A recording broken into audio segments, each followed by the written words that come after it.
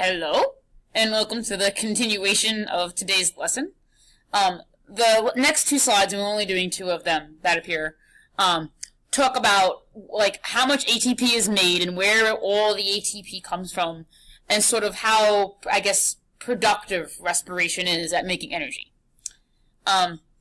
So if we take a look at this slide, and you should make sure you locate this slide, this slide traces the path at which energy flows during cellular respiration. In the beginning, the energy is in glucose.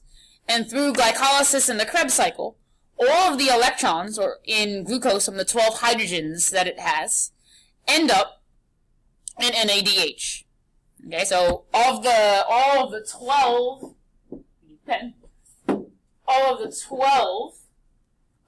hydrogens that are in glucose, from those hydrogens, 12 electrons end up in NADH. And FADH2. It's really 10 in NADH and then 2 in FADH2, but details. Okay? So the energy starts in glucose, and then the energy from glucose is held in the high energy electrons in NADH. Then, these electrons are given to the electron transport chain, okay, where they're used to build an H plus gradient. We went through those details. The electrons get passed, and as the electrons are being passed by the cytochromes, H plus is pumped into the inner membrane space. Okay. Once we set up this gradient, because the H plus is high in the inner membrane space, okay, it wants to rush back in. And when it rushes back in, it flows through the ATP synthase, and the energy of it flowing back into the ATP synthase is used to drive the production of ATP by taking ADP, phosphate group, and making it into ATP. So, to briefly trace the energy again. First, the energy is in glucose. Then the energy is stored in the high energy electrons in NADH.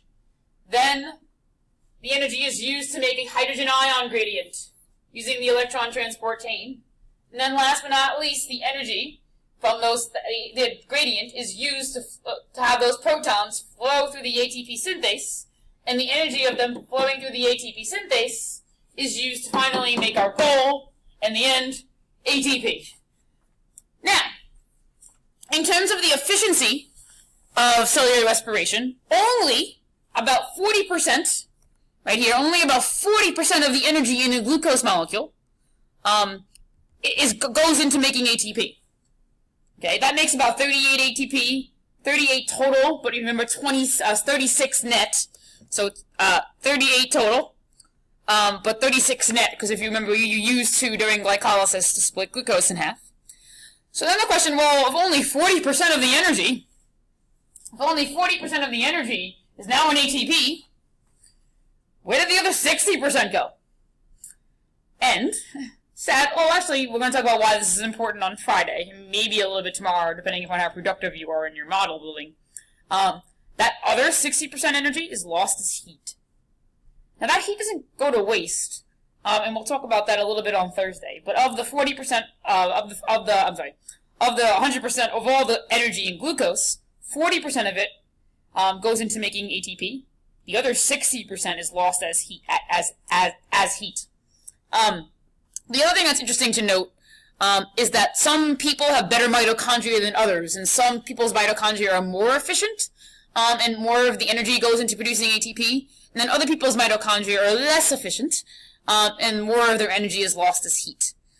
People who are marathon runners or extreme athletes, they tend to have very efficient mitochondria. They can use oxygen very efficiently. Okay, on the next slide, we're going to talk about how much energy the electrons from NADH and FADH2, when they drop off their electrons, how much ATP do they make when they drop off their electrons? And we're going to go through all the NADHs and FADH2s that we've gotten through the process. So if you remember very early in the process, in glycolysis, we make 2 NADH, okay? And these 2 NADHs, when they enter the electron transport chain and do chemiosmosis, okay, they produce 2 ATP, total. Okay? For a total of 4 ATP produced from the electrons in NADH during glycolysis. Okay. Now, you're going to see a difference as we go through this, and we're going to talk about that difference. Then, we have 2 NADH that are made in the bridge to the Krebs cycle, or the intermediate step to the Krebs cycle. From those NADH, those make 3 ATP each, for a total of 6 ATP.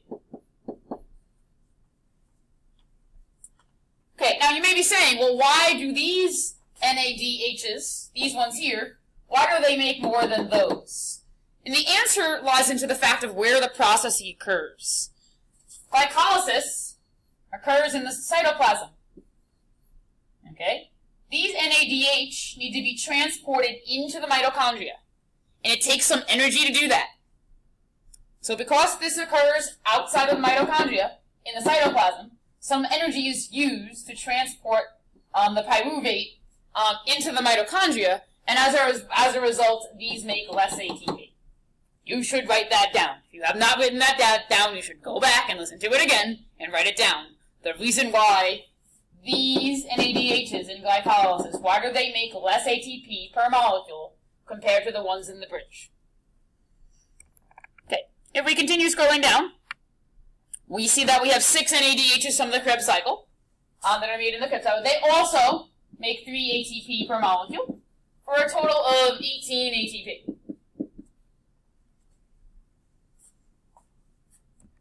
And last but not least, we have the FADH2 that are also made in the Krebs cycle. They actually make only 2 ATP per FADH2 molecule for a total of 4 ATP.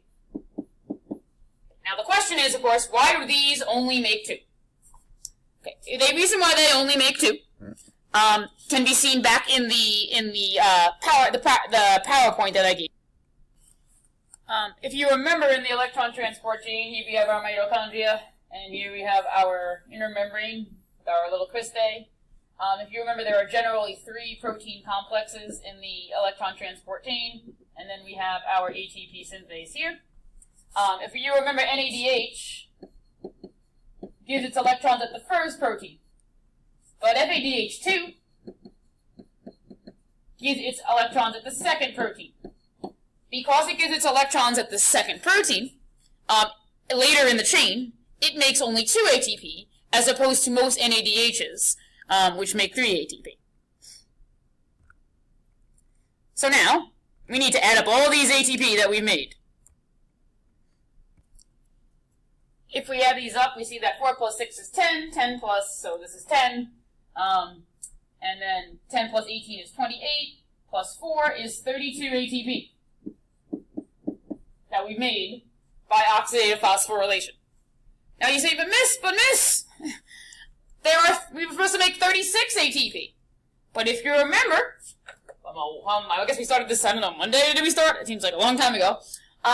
There were 4 ATP that were made by substrate level phosphorylation. Remember, you have 2 in glycolysis and 2 in the bridge.